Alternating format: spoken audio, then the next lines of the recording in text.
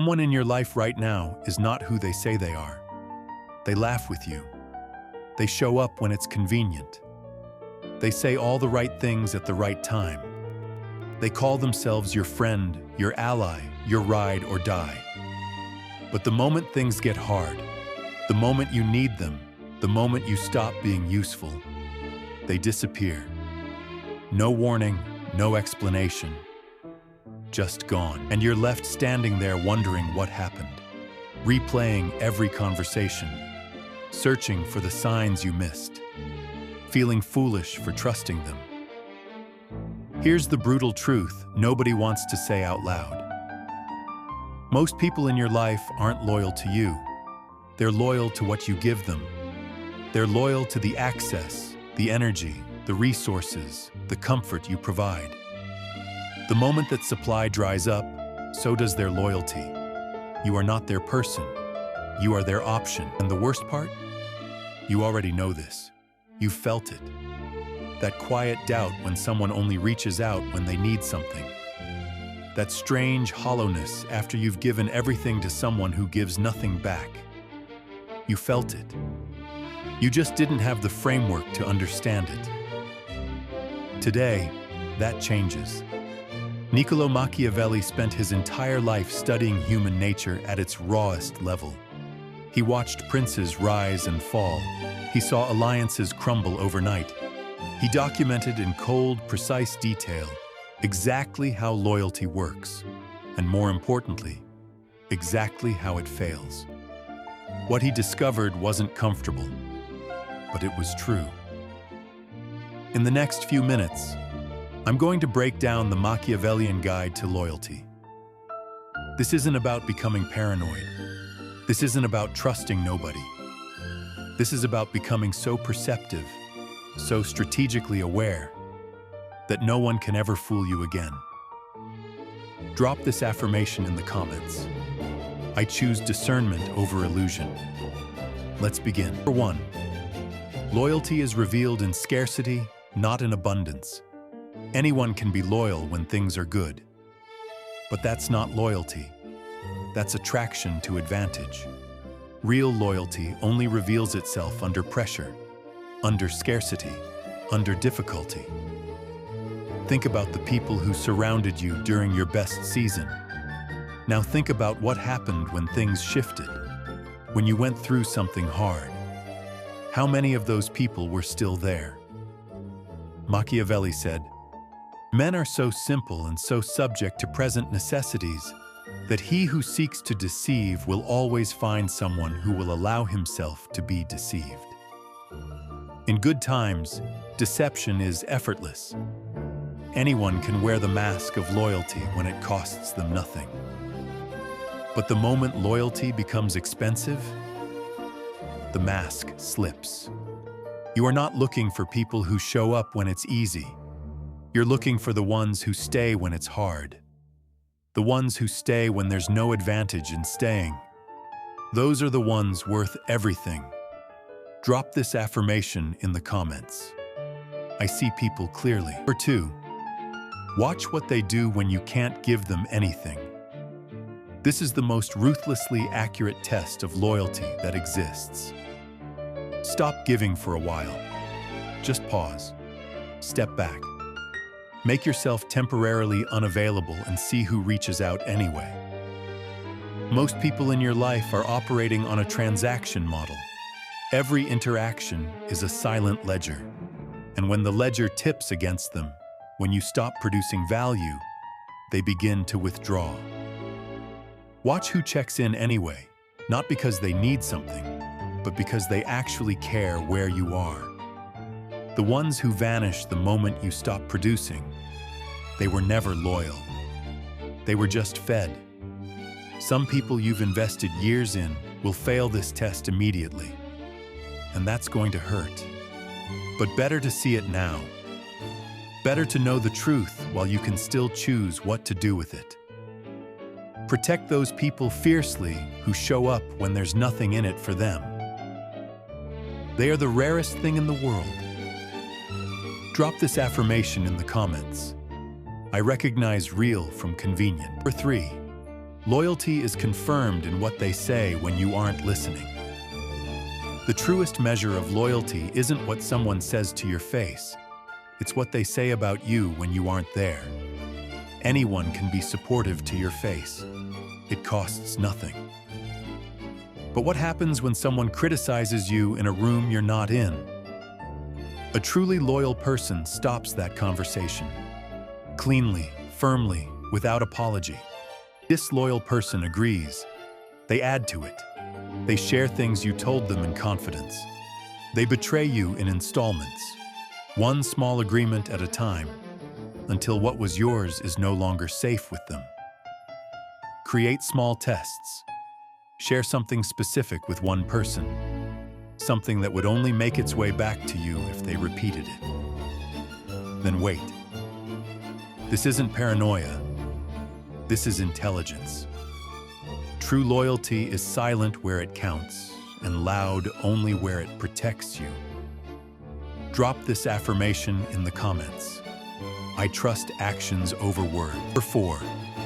The pattern of consistency is the only pattern that matters. People will tell you who they are, not with words, with patterns. You've probably met someone who was incredible at the beginning, attentive, present, thoughtful, and then, gradually, the attention faded. The follow-through got sloppy. The promises started having exceptions.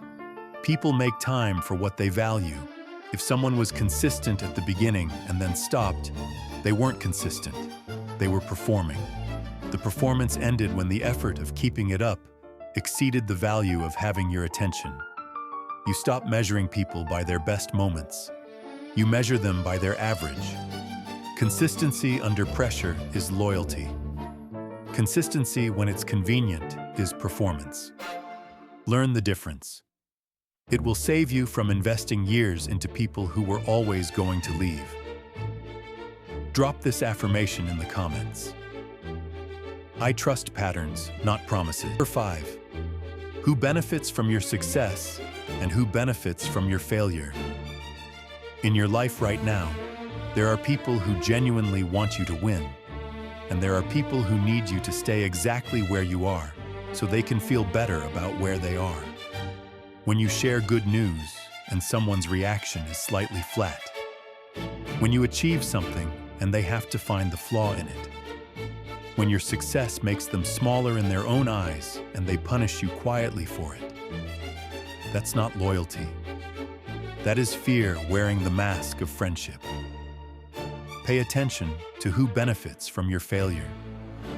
Some people love you most when you need saving because needing saving means you need them. The moment you stop needing saving, you become a threat. Real loyalty wants you to outgrow your need for it. Real loyalty celebrates the day you don't need rescuing anymore. Drop this affirmation in the comments. I rise surrounded by those who rise with me. Number 6. The test of sacrifice. Loyalty costs something. If being loyal to you requires zero sacrifice from a person, then their loyalty has never been tested, and you do not actually know what it's worth.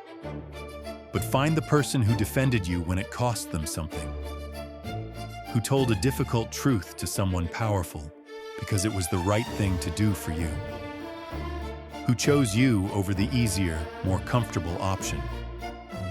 That sacrifice, however small it looks from the outside, is the signature of something real. Create low-stakes versions of the test now. Ask for a small, inconvenient favor. And when someone passes a test, when they make a quiet sacrifice on your behalf, let them know you see it. Loyalty recognized is loyalty deepened. That is how you build the only network that matters. Not the biggest, not the most impressive, the most real. Drop this affirmation in the comments. I build loyalty with loyalty. Number 7. How to keep the loyal ones close. Finding loyal people is only half the work. The other half is being the kind of person loyal people want to stay loyal to. You can be surrounded by genuinely good, loyal people and still lose them. Through neglect, through taking them for granted. We pour ourselves into the people who drain us because they demand it, and we assume the solid ones will always be there. And then one day, the solid ones stop calling. Not dramatically, not with a fight, just quietly. Check on your loyal ones without them asking. Show up to the things that matter to them. Be the kind of person who makes loyalty feel like it was the right choice. Protect them. When someone speaks ill of someone who has been genuinely loyal to you, stop the conversation. That's how you create the circle. Small, intentional, impenetrable.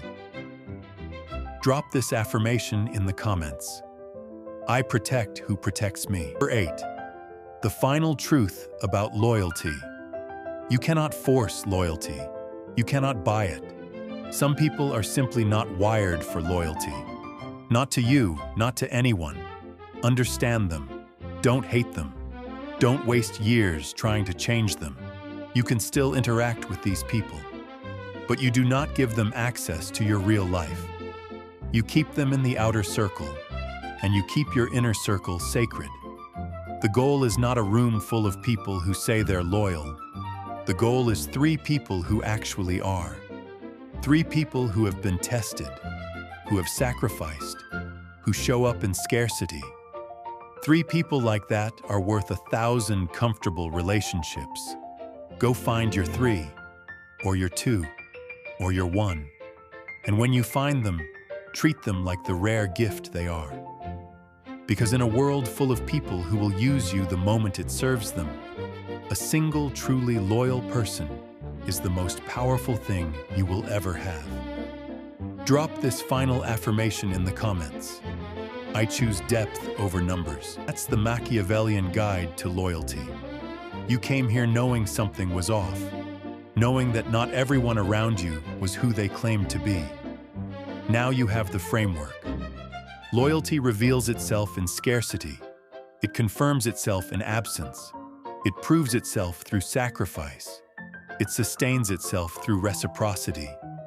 And it is protected by your willingness to be honest, not just about other people, but about whether you are being the kind of person worth being loyal to.